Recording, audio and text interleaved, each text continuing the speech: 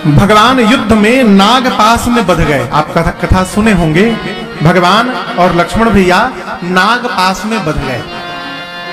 नाग पास में बैठ गए, बंध गए। तो नारद जी ने गरुण जी को भेजा भगवान के पास कि गरुण जी का भोजन सर्प है, आप जाइए और भगवान को सर्प बंधन से मुक्त करिए। गरुण जी महाराज आए, भगवान को नाग पास से मुक्त किए और मुक्त करने के बाद सोचने लगे,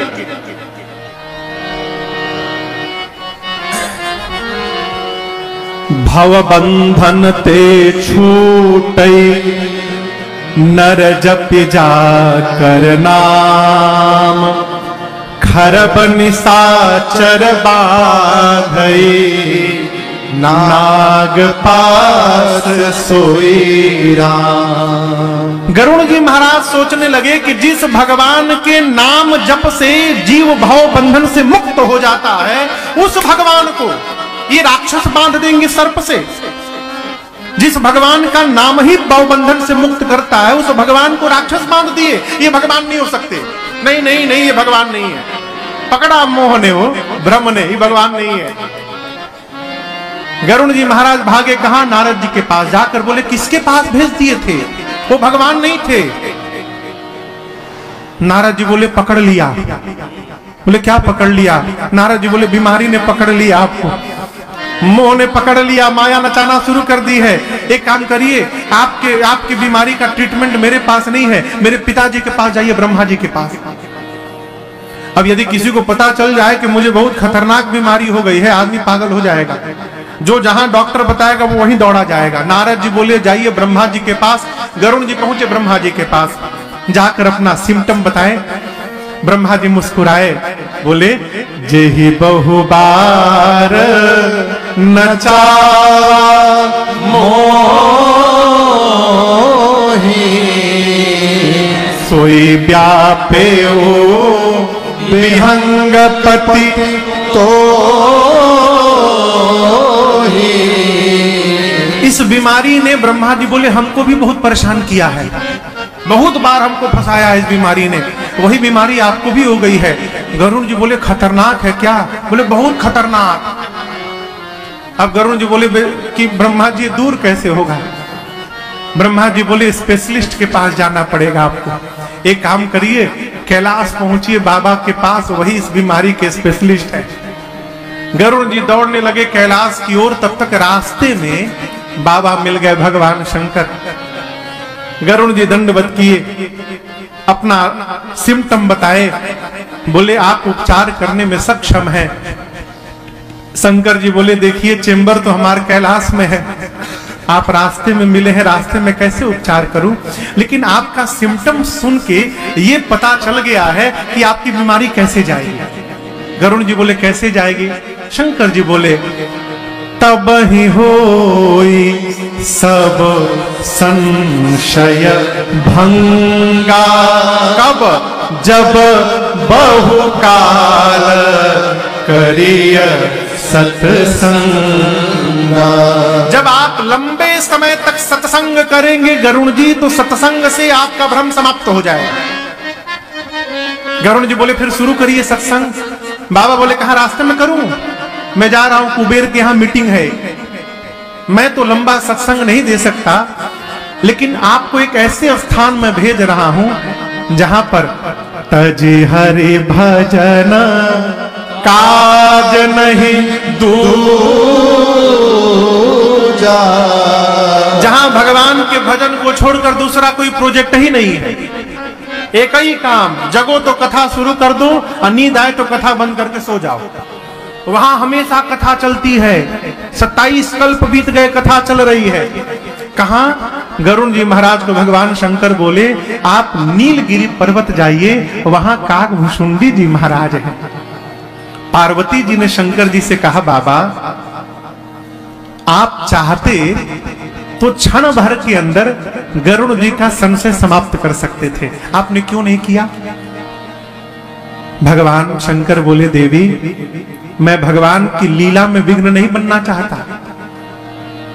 भगवान के निकट रहने वाले जीव को मोह हो रहा है, इसको सामान्य मत समझिएगा। गरुड़ जी महाराज भगवान के निकट रहते। अच्छा बताओ, किसी भी आदमी के अंतरंग बात को जानते हैं? घर का कौन सा सेवक जानता है? ड्राइवर। वो गाड़ी चलाता रहता है और स्वामी के सब बात सुनत है। पति पत्नी पीछे बैठ के लड़ते हैं, वो भी सुनता है ड्राइवर। दोनों में जमा है यार। गरुड़ जी महाराज भगवान के वाहन हैं, अति निकट रहने वाले हैं, सेवक हैं। उसके बाद इनको मोह हो गया, ये सामान्य घटना नहीं है। शंकर जी बोले, होई कीन्ह कबहु अभिमाना। गरुड़ जी अपने जीवन में कभी अभिमान किए होंगे। सोई खो वै चाह कृपा निधाना। भगवान उसी अभिमान को आज चूर्ण करना चाहते हैं। कब?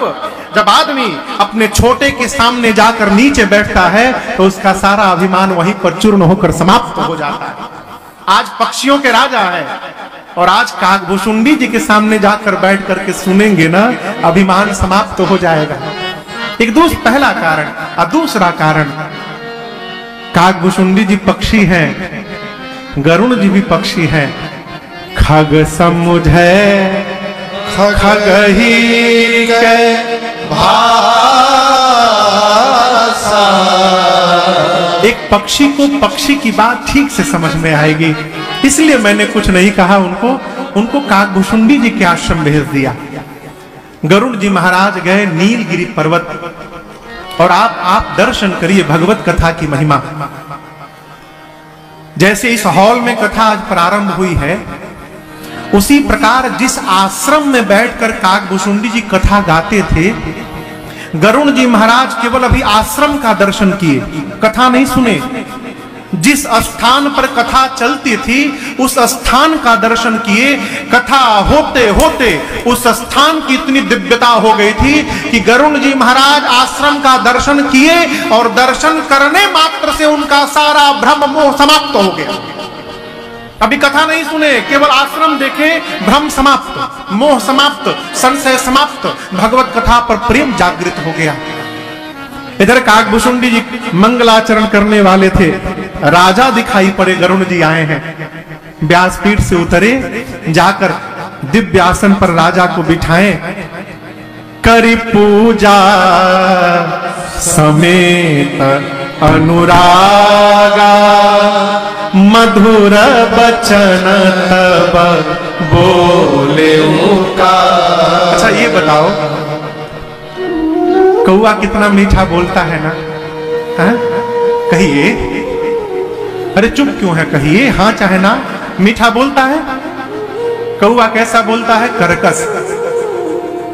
लेकिन श्री रामचरितमानस में कौआ जी हैं जो मीठा बोलते हैं।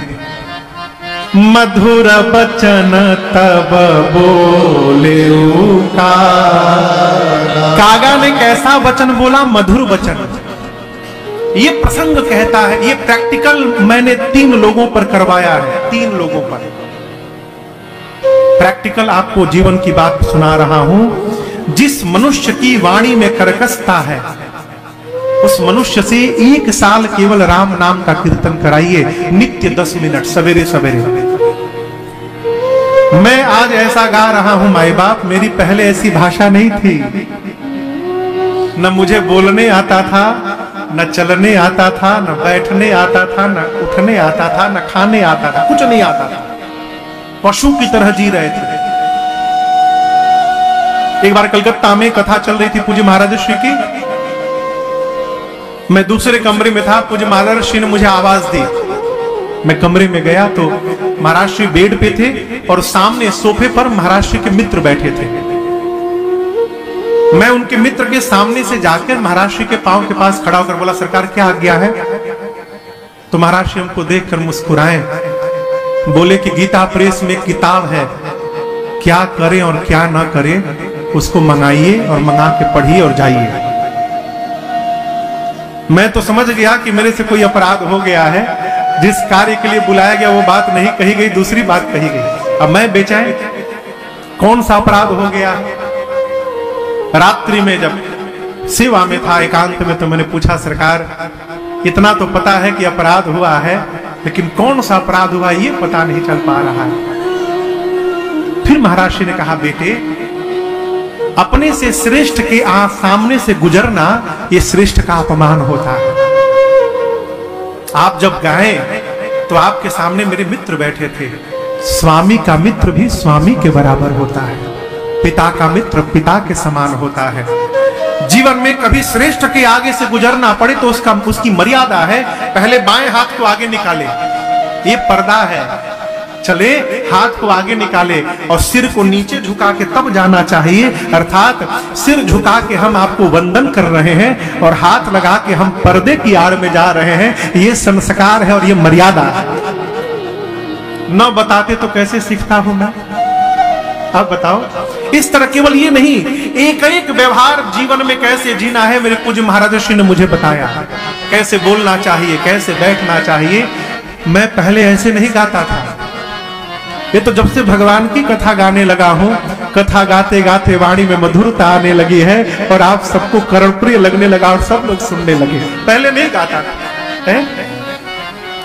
जिसकी वाणी में कर्कशता हो उससे 1 साल नित्य 10 मिनट राम नाम का कीर्तन कराइए सुबह सुबह। 1 साल के भीतर वाणी में मधुरता आ जाएगी। करके देखिए। यहाँ काकभूषुंडी जी ने मधुर बचन तब बोले, मधुर वचन बोले।